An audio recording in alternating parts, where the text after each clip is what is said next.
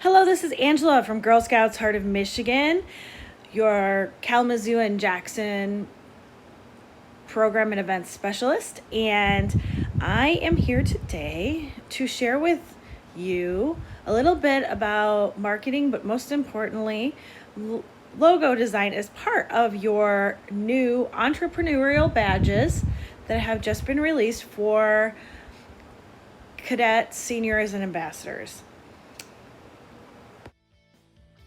Entrepreneur badges require you to create a business plan.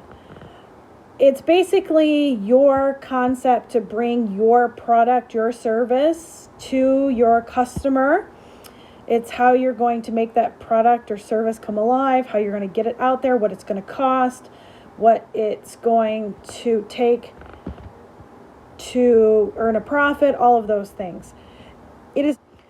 BizKids.com has an amazing business plan worksheet that you can start the process of creating. And part of a business plan is how you're going to market your product or business/service. So we are going to focus on marketing and a specific part of marketing, which is the logo.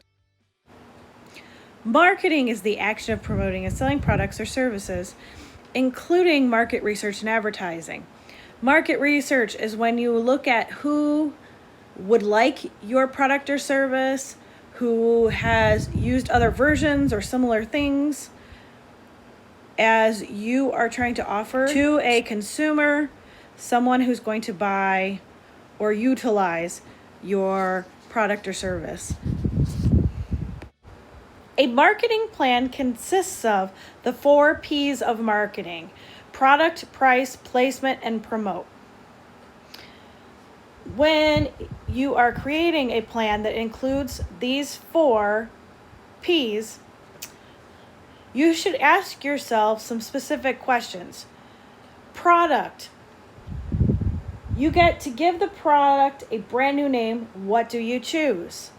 And of course, your name is going to make a huge difference in your product and service and how it is received by the consumer of that product, the purchaser or end user. The next question under product/service is, what does your product or service actually do?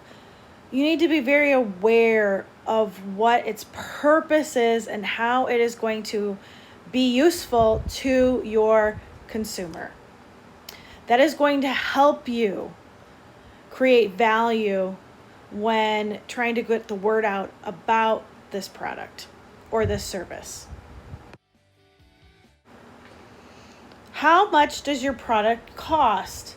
So we're going to focus on price next. You need to look at how much it's going to take to produce a product, or what supplies you need and the cost of those supplies to provide the service. You also should look at other companies and businesses who are doing the same thing you are, or similar things, or have a similar product, and see what their pricing looks like, and be able to set the price. Price can make a big difference in how much you want to spend on getting the word out about your product or your service. Will you use special price strategies such as coupons and sales? If so, which ones and why? So you want to think about that, because sale can really be an important thing to get people to look at your product, to catch their attention. So it is definitely an important part of your marketing and how you're going to approach getting the word about your product or service out to the end user. The next step in a marketing plan is placement. Placement is where you're going to sell your product. So that is the question you want to answer. Is it going to be in a grocery store? Is it going to be online? Is it going to be door to door. I mean, there are many options out there of how you're going to sell your product and where you're going to sell your product. Where will you position your product to catch the eye of your target customer? Examples might be a busy street corner, a top shelf in a store, something like that, to try to get your product directly in the eye of who you really want to see it. Lastly is promote. So promote means to get the word out about your product, about your service. And so here you're going to really want to answer what you're going to do and how you're going to do it to get it to your target customer. Who is that target customer? You should really ask that at this point as well, because that is going to help you know exactly how and where to get the word out. A good way to help yourself focus on these 4 P's is to create a grid in your sketchbook or notebook and answer your thoughts or jot down your thoughts in each one of the boxes below. So basically there is a title line, product or service, and then the next box would be price, and then the next box would be place, and the last box would be promotion. And then below it, under each one of those columns, there would be a place to fill in for your product or service what your plan is for those topics, each one of the 4 P's. Of course, I do want to point out the fact that today we're actually going to look at promote or promotion. Promotion is a really important part of your business because it is what is going to bring people to your product or service. And one of the things that is a really important part of this is a logo. It is the thing that defines your business. It will be what is on every piece of paper and every commercial, on every box, on your business card.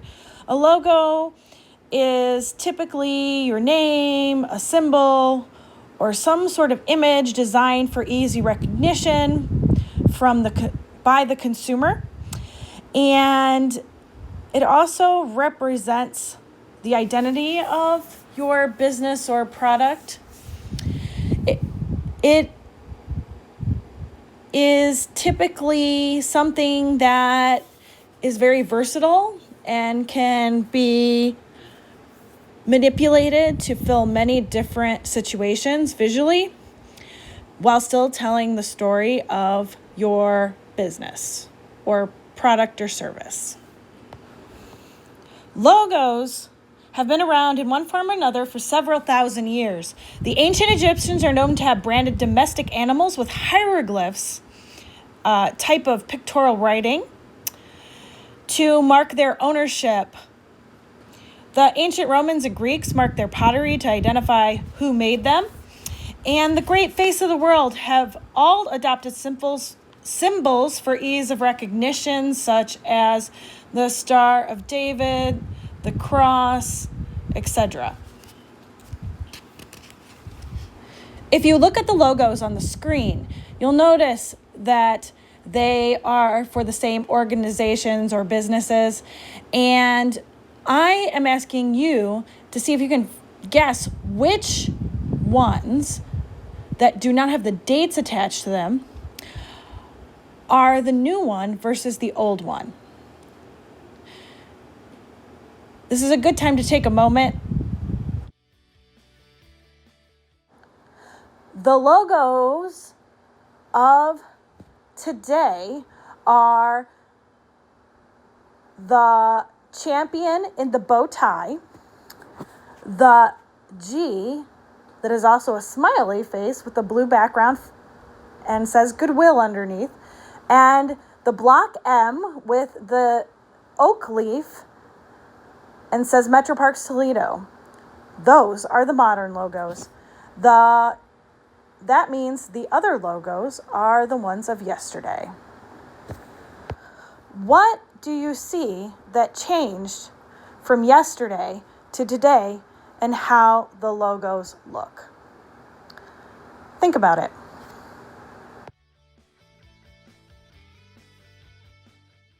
The Girl Scout logos over time, particularly the trefoil, is another good illustration of a logo changing over time. One of the things I find significant is that it started out much more detailed in some aspects, then went to font focus, then went to girl focus, and slowly but surely you come to just recognize that trefoil, the shape, as the Girl Scout logo.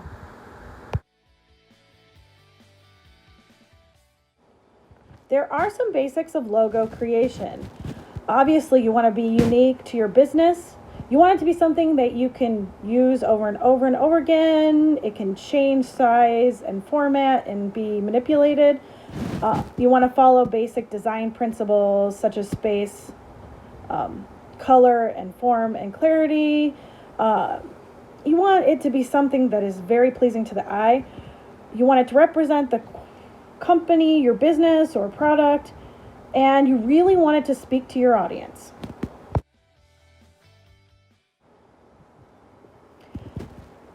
What do you think this organization specials in based on their logo? It is a descriptive logo where the font or the writing of the name has been removed, but you can probably still figure out something about this organization. So that organization was called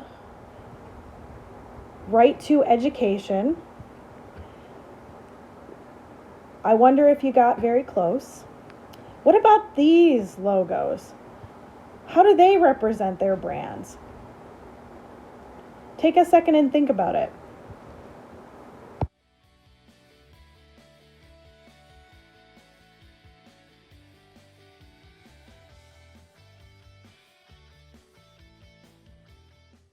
Fonts are a very important part, which is the lettering in a logo, in showing or describing an idea about a business or organization or a product.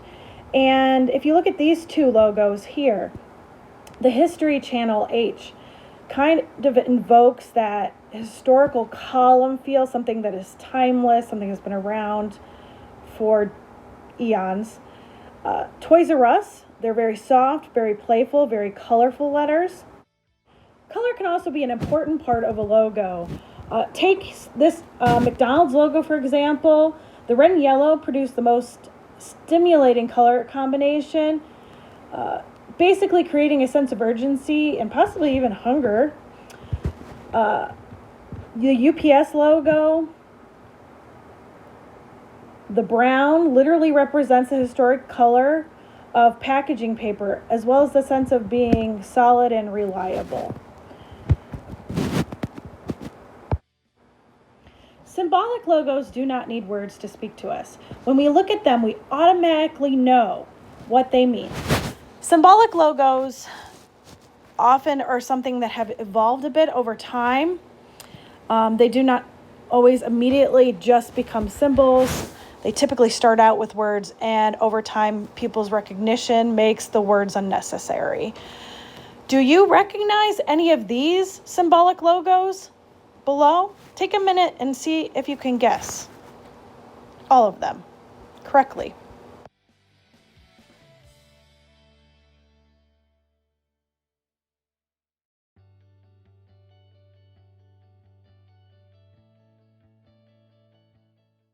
How many did you guess? Obviously, some symbolic logos speak more to different generations.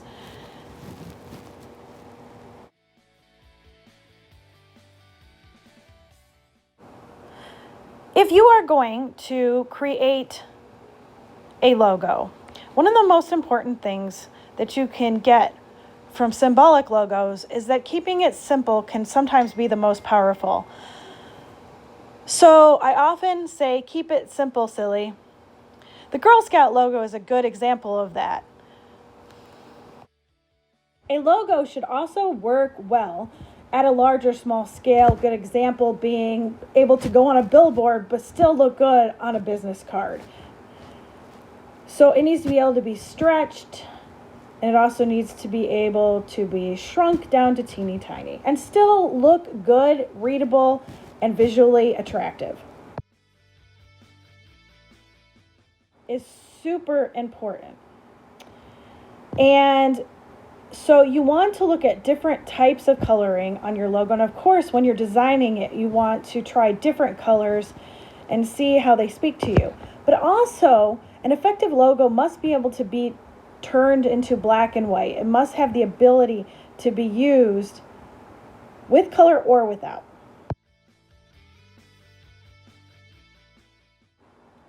Okay, it's time now for you to make your logo for your business or product. And there are some things that will help you do that. One is research and brainstorm. Two is think about your fonts, the words you're going to use and how they're going to look. Three, turn your ideas into forms, actual shapes and design types, and identify the color. Try different colors.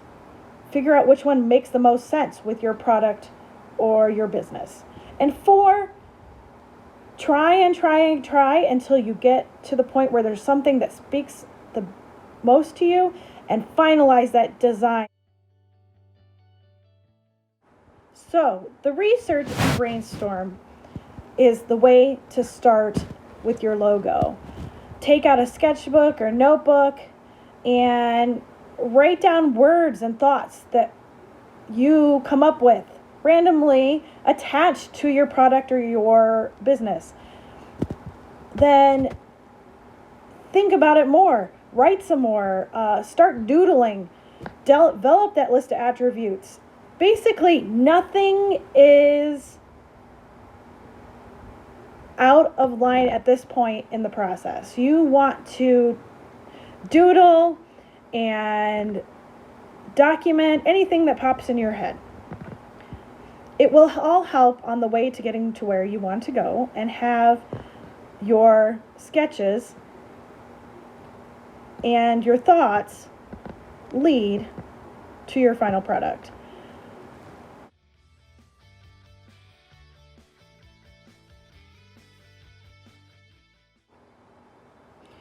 Next thing to think about is the lettering, or if you're going to use a font in your logo, or write the name of your product or your business into that logo.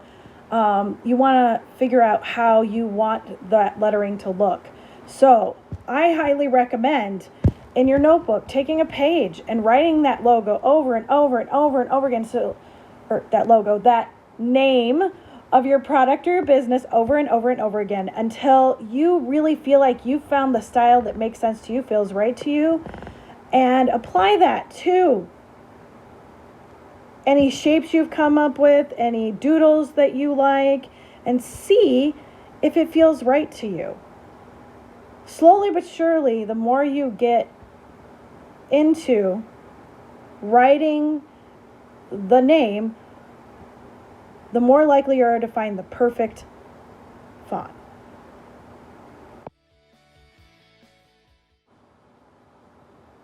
Once you've played with your fonts, it's time to look at form and color. Form and color are really sort of something you've done a little bit already when you were doing your research, because you were sketching some shapes and designs and concepts. And then, of course, with your font, you were probably messing with that a little bit as well in your head. But this is the moment when you really should take the color and form, those shapes and designs you drew, and play with them together. And kind of try out different colors with those different shapes and see what you can get out of it. The more you play, the more you try, the more you rearrange, the sooner you will come to that perfect logo. But also, it's not a quick thing. It's something that takes time and effort to achieve. Obviously, I have used the title Penciled in Please for a simple business that I have surrounding my artwork, and I use this as an opportunity to play with my logo, and I think I really like this pencil. It's simple, straightforward, and I can manipulate it. Now that I have a favorite concept, I would most likely in this day and age take this artistic rendition and create it in a digital software program so that it can be used in different platforms in the digital world as well as in print media. Now that you've come up with your logo like I did, you should always go back and look at it again and ask, does this logo work well in different colors? Is this logo legible in different sizes? And just really evaluate what you're seeing. And if you can answer those questions yes, and even maybe take it and have someone else look at it and tell you what they're seeing. I really, really recommend that. And you will end up with a very powerful logo for your product or business. So thanks for joining us. Please make a logo for your product or business and share it in the comments below. We love to see your work. And thanks for joining us, and hope to see you again soon.